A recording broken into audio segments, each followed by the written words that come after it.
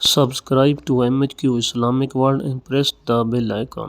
بسم اللہ الرحمن الرحیم۔ السلام علیکم ورحمۃ اللہ وبرکاتہ۔ معزز سامعین کرام، آج ایک بھائی نے سوال کیا کہ اگر کسی کے ہاتھ سے قرآن پاک گر جائے تو اس کا کفارہ کتنا ہے؟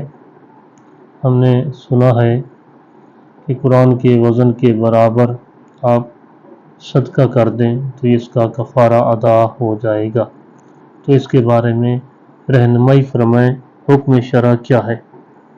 معزز سامعین کرام، توجہ سے سماعت فرما لیں۔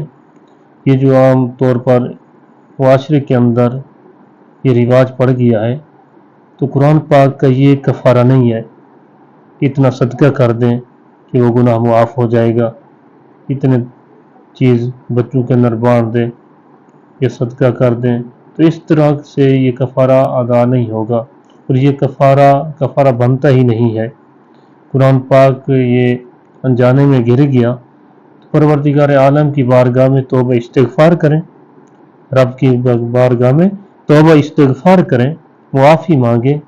پروردگار عالم کریم ذات ہے، وہ بندوں کو جانتا ہے کہ کس بندے نے جان بوجھ کر بے ادبی کی ہے یا انجانے میں بے ادبی ہو گئی ہے۔